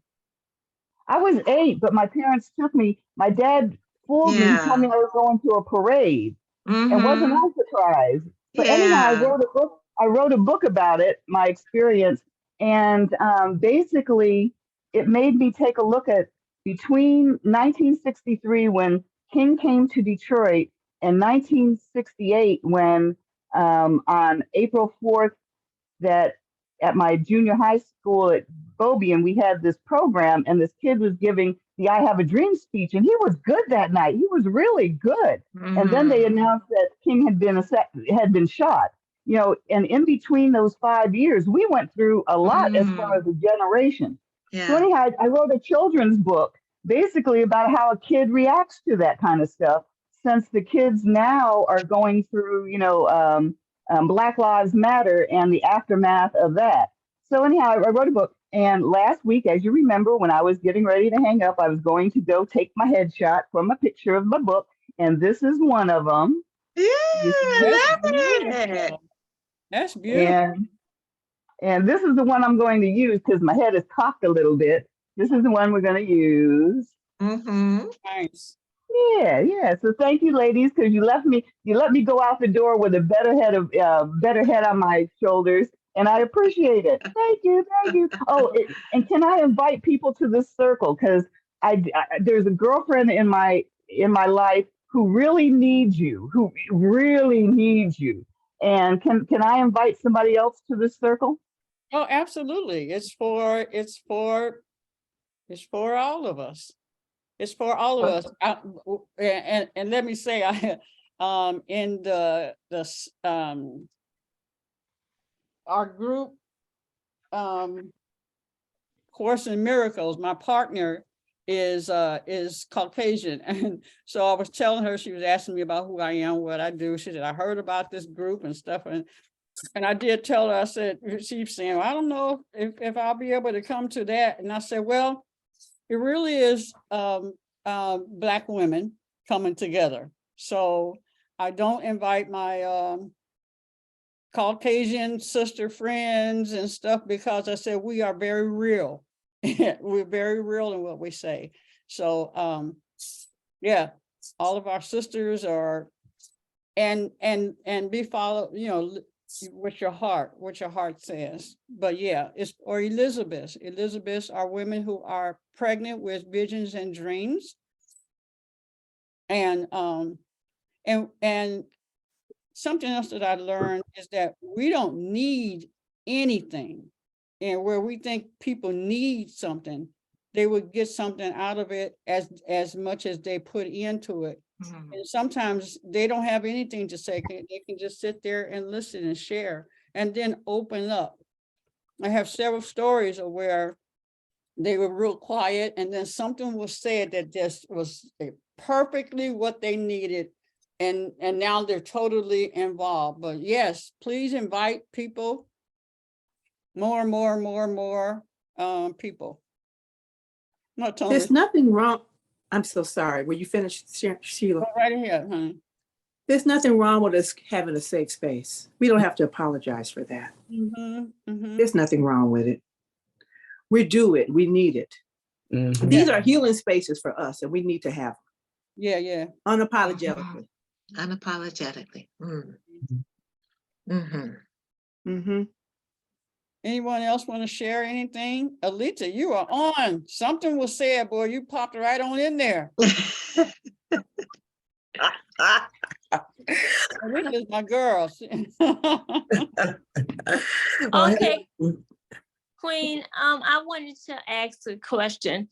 I have a speaker that I invited to speak, and it's a guy, and he's going to talk about A Course in Miracles. But when I told him about what we talk about and what we do on purpose, he was like, well, can I listen to other, this is a guy, mind you. He said, can I come and join in on the conversation? So now I was wondering, are men welcome as well or no? Yes. Okay. Thank you. Men get pregnant with possibilities and dreams. Yes. Our They focus get is on the female energy. right, yeah. Yeah. But we don't want to lose the fact that men do. They birth businesses and ideas, and you know what? Everybody has the possibility of pregnancy. Mhm. Yes, yes. Yes, Thank you. Thank you. everyone. Mhm. Queen Anyone? Aduni, can I say something real quick? Who's that? Who's asking me? That's me, Danielle. Yes, and then I want Danielle. to get back to Alita. She was, well, hold on, Alita, you were talking and then, Oh, I was just saying hello and how much I enjoy everything. I mean, this is a great platform, Sheila. You're really doing a great thing. Just want to say that. Ashe, thank you. Danielle? It's just the God in her. It's just the God in me. That's right. You know what? You know, right, and Nefertiti, when you were speaking, when it's organic, this is the one thing that I know is totally organic. And when something comes up where some decisions need to be made or to flip this and flip that, I say, I don't touch this. I do not touch it because it's so organically orchestrated by the spirit. And just like as you're experiencing now, our topics go here and there, you know, and whoever the leaders are, or even if it's not their lead, the sensitivity of when we need to stop and focus on something. Some sisters falling apart. Oh no, we don't move on. Let's zero in, give her the energy she needs, and then we'll move on. So this, I don't touch. I don't touch, you know, even when I realized what Everett was about and why I was there, it wasn't for me. It was for my sister. She's the one that's passionate about braiding, but I had the business head. And I was the leader. I was the elder. I am the elder in my family. And so I was like partnering with my mom to raise, because she raised us by herself. So I would do things to help her. So my family was already used to me leading and, you know, all that kind of stuff. But when I knew that was falling up, you know, it was time for me to step out and do what was next for me. That's about being sensitive. Otherwise, you know, you just doing your own thing because the anointing for that has stepped away from you. Wow, well said. I overstand. I overstand. No, I do. I say, Danielle. I just wanted to come in and the part where we talked about, you know, whom we're inviting into the circle. I just want us to be cautious and be careful. And I think it's a matter of just using discernment, because I'm not going to mention name, but you and I got a sister who we love, care, and dearly. The world may look at her as being Caucasian, but soul-wise, the sister is reincarnated as an ancestor. And you know who I'm talking about. And I don't want us to be so much where it's like, I've experienced that where I led a sister circle, and I actually had a sister did not want to join the sister circle because my other sister, and she's a sister, she just fairly light-skinned, you know, she didn't want to join because she's dealing with what she's dealing with. And I'm like, I don't want to be like that. So I'm not trying to invite Karen. I'm not inviting Karen, and I'm not inviting Barbara. But if that person connects on a soul level and you can really sense that they are genuine about where they are on the path of life, I say invite them. But like, you know what I'm saying? Because like I said, I don't want to exclude my sister, your daughter, my sister, you know who I'm talking about. Because I'm like I said, you know, let's not be so like, okay, because like I said, I just wanted to just use discernment. You know, everything is not for everybody, even though we are open to everybody. Just gotta be discernment about it. That's all. Let me share this because I know she is like a daughter to me, and I know the conversations that we have. Now, so let me tell you what happened. Where when I think about that, matter of fact, there's 2 instances that I was doing the natural hair. I was going to have, be involved in the African World Festival, and I was doing the hair show. And I had given my the students there, I was going to use one model to like demonstrate while we were going to change your hair and all that stuff while the models were walking, right? So I had told her to prepare a model, and she prepared my daughter, who's white, and she loves Black, her men and all that stuff, Then I told her she cannot be that one, because there was no way in the world that I was going to take a white girl and do her hair in an African festival and use a white girl to change her hair all the time. There was some pain in that with the Black woman who did, she was in No, there was a character that I saw, and there was no way I was going to put 10, remember when the 10 that made yeah.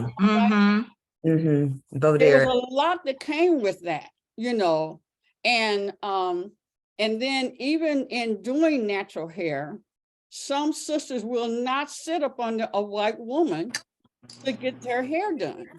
So it's a whole bunch of things that you have to consider. And sometimes we are literally talking about the effects that we have as Black women, as Black people. So I'm not saying this what was included in what Nefertiti said, but there's got to be a safe space. There's other things that we can do, but we can invite everybody, like to the conference that we're doing and stuff like that. But I don't want anybody to be offended by their own history, by us sharing our history and the effects that we have as being Black women. Some of, and I had in the space that I had, they were at the shop, we were having meetings, and the brother was, talking a lot about, us, it was financials, and my, like a niece who's mixed. So because of the conversation downstairs, and she would hear, well, her mama is white. And her father was Black. So in that conversation, she would get offended by our truth.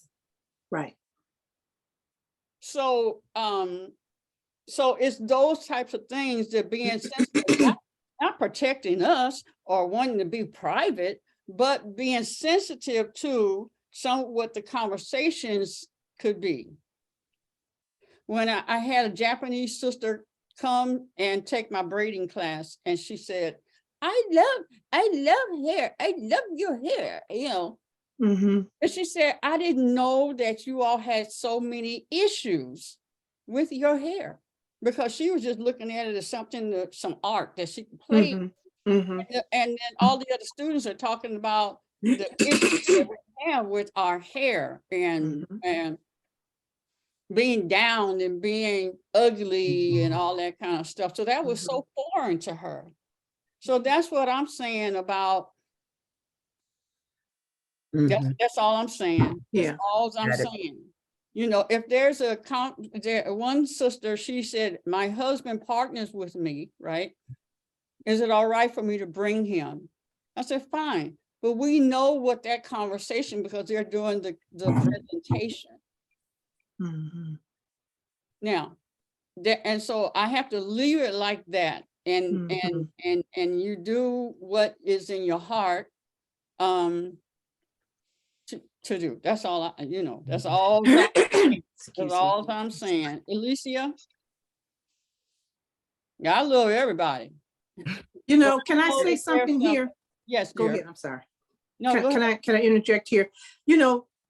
the thing about being a true ally is a true ally, excuse me, understands this and respects the space.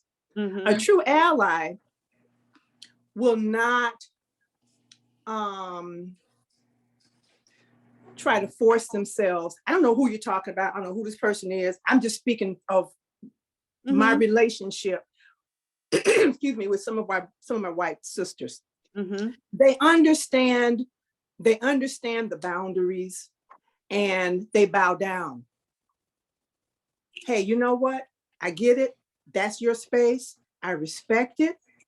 And I don't have to interject myself into that.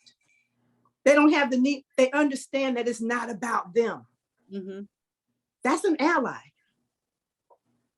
They understand it's not about them. It ain't personal. It ain't personal. Okay? And we just got to get to the point where we can stop apologizing for wanting to be in our space with ourselves to talk about our issues without having to think about and worry about what somebody else is thinking and feeling. Can we have that for once? I'm just saying. Right. Yes. Ain't nothing wrong with it. We don't have to apologize for it. And, and an ally, and I have sisters, I swear, who are allies, and they get it. They get it. They get it. Yeah. They get it. We don't have to continue to advocate for them. No. Let's advocate for ourselves. Right. No, and let's stop. No. It ain't personal. We have to create intentional safe spaces for ourselves, and it be just that. And it's about the group, not the individual. That's all I'm saying. Well said. Alicia?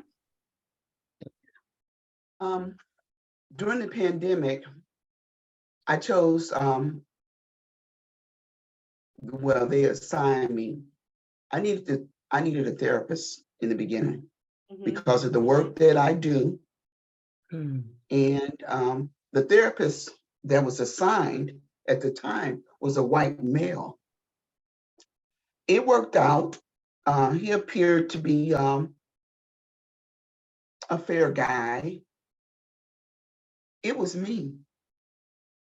I didn't feel like he could understand the things, first of being African American and then a female.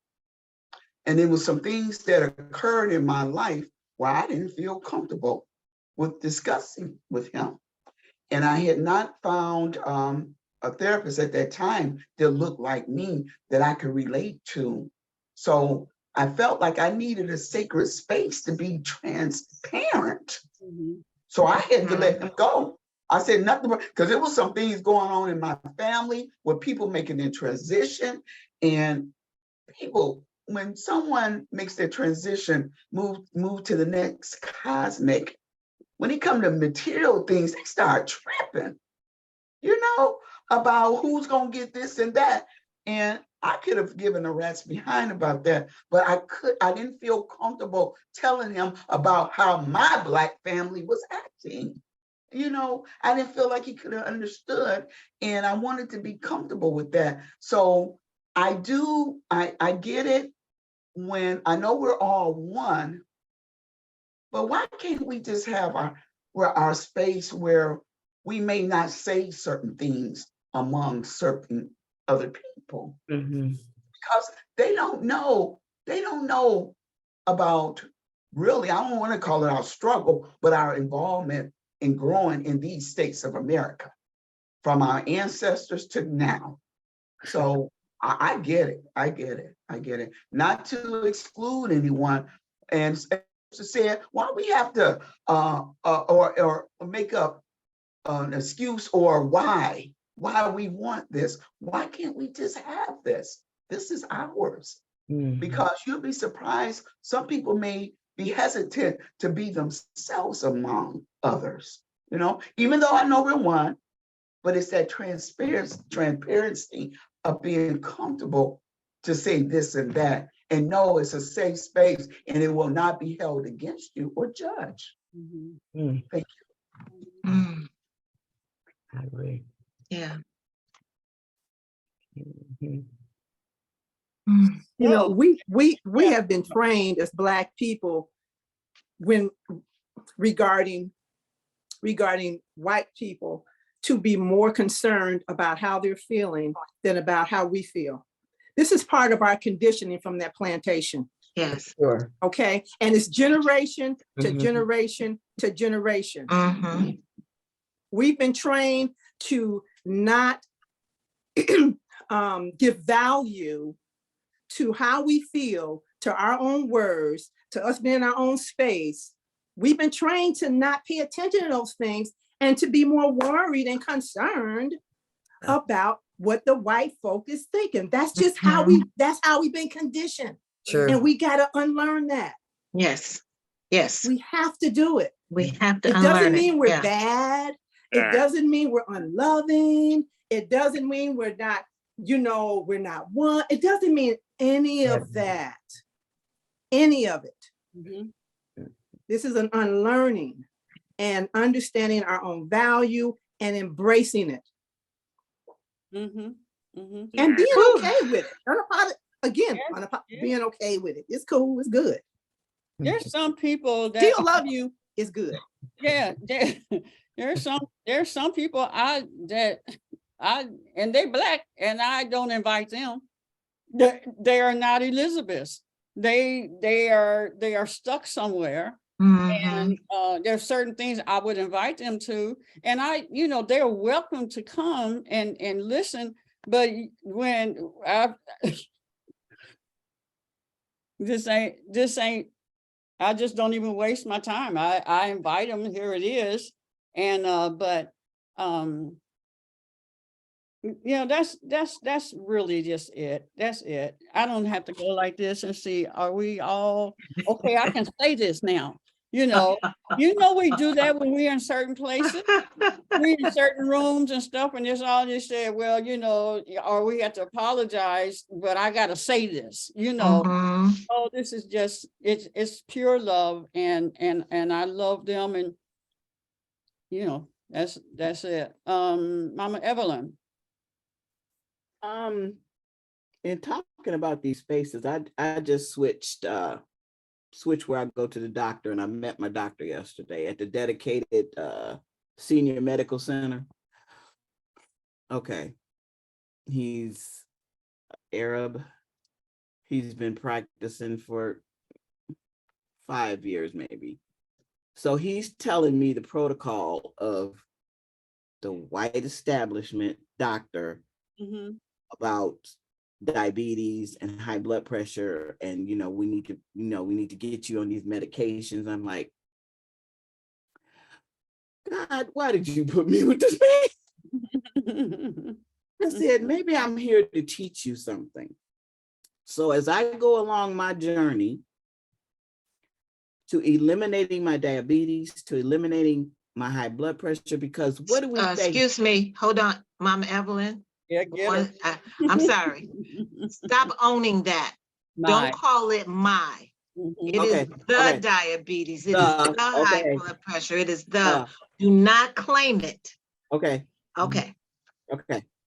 The diabetes, yes, the high blood pressure, the high cholesterol, the whatever's going on with the limbs, that thing that we have learned here, everything can be healed. Yes. So, okay, why am I here with this doctor? Maybe I'm here to teach him, just like Neza teaching her doctor as she lowered her ALC and everything, and the doctor's like in denial. Maybe I will, catch him on to something. I said, because I felt he know nothing about natural healing. So I said, okay. So I'm here just to get my numbers, find out what's going on, and then as we progress, you will see. You will see. I'll tell you what I went through with my teeth. And everybody in that dental, there's not a Black woman in there, period. Not even in the floor. Oh, wow. And the approach, do you know how many thoughts I thought I had that they just doing this because I'm Black. They just, you know, didn't tell me about this other stuff where I could have been knocked out and stuff because I'm Black. I had to deal with those thoughts that I'm in a whole white atmosphere and stuff, you know. And so they're explaining more and being more sensitive to, you know, because I said, how dare you not call me the next day? Your people skills is off. You know, you didn't call me as much as you did to my mouth, and you didn't call and check on me the next day.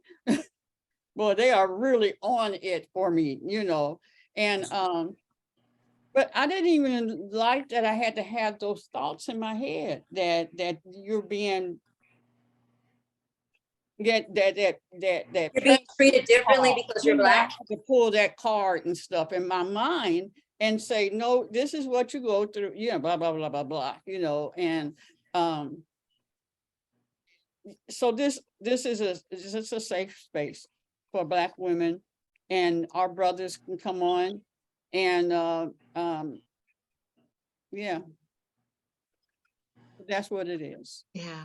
And we focus on the female energy of this particular space. Queen, I know, I appreciate that. I know we are getting to the 10 o'clock hour, but before you close and bring everything to a closing, I just want to invite everyone to come and join us for the rites of passage next week, next Friday. Yes. We are asking that all who are participating wear white. Come just free of spirit. Leave your resistance wherever it needs to be. And we are going to usher in our gifts and our power as we live in the clans that we are, our 20s, our 30s, our 40s, our 50s, our 60s, our 70s and beyond, and what gift we bring to this experience and who we are responsible to. Each clan before us, you know, we have a responsibility, not to our detriment, but to share our wisdom as we change from clan to clan. So that'll be next Friday. And we're going to do this thing here. All right. Okay. Thank you. Jackie? Yes, quick question and comment. I want to just thank everyone for their comments and shares today. Truly enjoyed this program. And I enjoyed meeting Nefertiti. Am I saying your name right? Okay. And I love that you are a spiritualist. And I want to say that I live in the New Jersey, New York area. And prior to COVID, I had heard about some spiritual churches, but then when the sit-in happened, sit down happened, I was able to go to some online, like in California and some in New Jersey. And I that's, you know, love that about, you know, during that time that that thing kind of opened up as far as connecting to people, you know, globally in that way. So I just want to just share, if you have anything that you're like you do readings online or whatever, just keep that in mind as far as getting that information to me that I could share in that. In your expertise as well. I can give you my number. Right now I'm doing I'm sorry. Right now I'm doing readings via Zoom. Soon, well, you live in another. Yes, that's perfect. Yes, yeah. So do you want me to put it in the chat, my number? That'd be great. Yes. Okay. Thank you. You're very welcome. Star?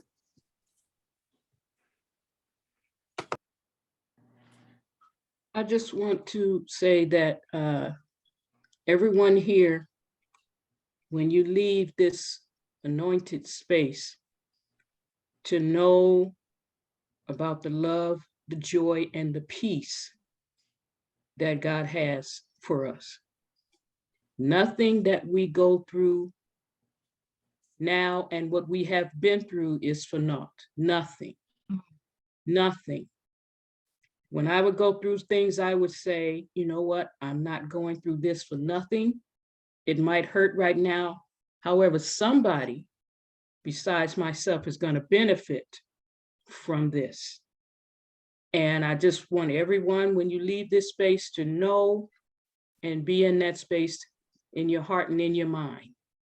You want peace? It's right. It's waiting right there. All you got to do is say, I need some peace right now, or I need some joy right now, or I need to know about the love that God has for me. I need it right now, and it'll come. So I just want everyone to take that with you. Thank you. Thank you. Lily B, you know what I want to hear? Hey, happy Thursday, good people. How's everybody feeling? Billy B. Friday. Hey, Today good is people. Friday. Yes. Oh, goodness, happy Friday. See, I just got off work. I was at work yesterday and I'm just getting home. So, hey, good people, happy Friday. So, listen, thank you for all the beautiful words I heard just popping in and out. I lost connection earlier, so I was so upset. Like, dang, I was trying to listen. So anyways, I'm back. I didn't hear everything, but I'm gonna check everything out on recording. Also, I was wondering, I'm looking for some information. I put it in the chat earlier before I lost connection. It was about a afterbirth care or aftercare for afterbirth, like the holistic way. I was wondering, did anybody have any information on a class for that in Detroit or online course? Yes, I do. she had a brand new grandbaby. Her daughter, Ayana, just had a baby. So yeah, there's a wonderful woman. Her name is Neasha. Yeah, and do you know her? You know of her? No, I'm sorry. What'd you say? Her name is Neasha. So what I'm going to do is I'm going to put her information in the chat. She's fabulous. And you, what am I doing here? And you can connect with her at will. Am I doing this right? Perfect. Oh, I got my pen. everyone. Okay. Wait a minute. Hold up. Hold it uppy. Then take Nefertiti's number in case you. Yeah, you know what? That's a good idea. Just take my number and I'll text you everything. Perfect. And my number's in chat. You see it? Oh, yep, I see it. Right there. Got it. I'm getting ready to get it now. Thank you so much, ladies. Okay, just give me a text, Lily. Okay, will do. All right, darling. Thank you. Okay, yeah. When you mentioned afterbirth in your chat, I thought about what I did with my children. I didn't take a class, but I learned that, a good thing to do is pray over it and bury it and grow a tree, use it as a foundation for a tree or a plant or something. So I did that with both of my sons. Just a thought. Yes, I'm also talking about the care for the mother. Like I would like to learn how to do the binding, back massage. I want to do You're talking about postpartum. You're talking about postpartum care. Yes, postpartum care. Yes. So postpartum, there are doulas, because I'm a doula. I think Nefertiti's a doula. It's a lot of doulas. There's birth doulas, there's postpartum doulas. Naisha is the best person to talk to you and get you hooked up with there are postpartum doula programs. Yes, I am beyond interested. Like I'm trying to go out of this year into the year. So if that makes sense. You have Danielle's number, Lily B? Yep. Okay, you can connect with her as well as Nefertiti. Yes, ma'am. Welcome. Yay, I'm so excited. You guys don't even know I was gonna go on I was gonna go on Etsy because I was like, I know it's an online course that I can kind of probably do, but I said I need to do hands-on. I feel better with learning hands-on visually, learning how to bind properly, learning everything behind it. Yes. Because I feel like that'd just be great to go up under my services render. Oh my God. I'm so excited, y'all. I'm excited. Okay, I talk too much. Let me put myself on mute. Nefertiti, you want to have some last words before we close out? Oh boy. This person, Mia. I'm excited for you, Lily, for one thing. When you came on, I'm like, oh, she is a birth to son right there. Yes, she is. She's sweet. I like her. I don't know. I think maybe, okay, so I'll just end as I began. I am taking the moment. I'm taking the time to be in the moment. Mhm.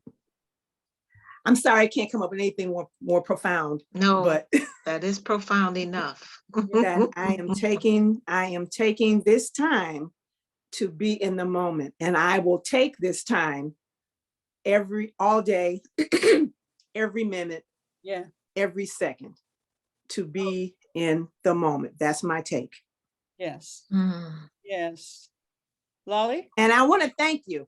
That's it. I really just No. want to thank you for allowing me to come into this space and to be part of such beautiful women, many of whom I know already. Just thank you so much for allowing me to kind of riff and just be myself. Mm-hmm. Again. Again. Right. Lolly, you want to bid us good evening, and then Danny, you can close us on out, and then we'll do our hugs. Lolly, these are my partners, Lolly and Danny. Yes, this has been an amazing. This has been an amazing, amazing conversation. I think I just want to reiterate the fact that, we are powerful women, given big opportunities to carry out. And so this is not the time to act small, to act less than, to let other people overpower this innate strength and wisdom and everything that we have to carry through. This is really our time to encourage each other, to create safe spaces for each other, to encourage us to grow and really develop in who we are in spirit, who we are in God, who we are in our health, in our wealth, and in our abundance overall. So this is amazing. Thank you. Thank you. Okay. Thank you. I ditto what Lolly said. It was an amazing exchange this morning. And so I want to close with a prayer for alignment with God, because we talked about being in alignment. We talked about being in the flow. And Lolly just stated it again, And so I'd like to close with a prayer for the alignment with God. There is nothing to be healed, only God to be revealed. We now ask that the peace of God be revealed in our minds. There is nothing to be healed, only God to be revealed. We now ask that the love of God be revealed in our hearts. There is nothing to be healed, only God to be revealed. We now ask that the perfection of God be revealed as our health, Mama Evelyn, as our health, our perfect health. There is nothing to be healed, only God to be revealed. We now ask that the abundance of God be revealed as our wealth. There is nothing to be healed, only God to be revealed. We now ask that the presence of God be revealed as our joy. Oh Lord, there is nothing to be healed, only God to be revealed. We now ask that the power of God be revealed as protection for ourselves and our families. There is nothing to be healed, only God to be revealed. Thank you, God, for revealing yourself as peace in our lives. Thank you, God, for revealing yourself as love in our lives. Thank you, God, for revealing yourself as the joy of our lives. Thank you. Thank you, God, for revealing yourself as the center of our lives. Thank you, God, for defending us, protecting us, guiding us, taking care of everything that concerns us, and enabling us to do everything that we are asked to do. All right, live out the God in us. Thank you. Thank you. Thank you, God, for healing our relationships and our bodies. Thank you, God, for providing every need, our every need. Thank you. Most of all, God, we thank you for loving us just the way that we are, for knowing that what we need, and for being the fulfillment of our needs even before we ask. Thank you. Today, we acknowledge, we accept, and we believe that there is nothing that needs to be fixed, changed, or healed, because God, our God, will always be revealed. And for this, we are so truly grateful. I say Ashe, our man and our woman. Let it be so, and so it is. Hallelujah. Give yourself a big hug. And hug the world. And as Jackie says, MIF, make it fun. Fun. Yes. Woo. All right. I like that. God bless. God bless. Have a good day. And Yes. good. I want to tune in on Sunday on Shahira Stevens' Facebook page, where I will be giving the Sunday message about pre-birth. All right. So yes, I'll look forward to it. So thank you all. Love you much. Love you. Good to see you, Alita. Yeah. We Thank are you here. for blessing us, Nefertiti. Oh, We're here no, thank you Monday for through having me. Friday. I thank Monday you. through Friday, same time, same station, Monday through Thank Friday. you so much. Different hosts. Peace and light to your spirit.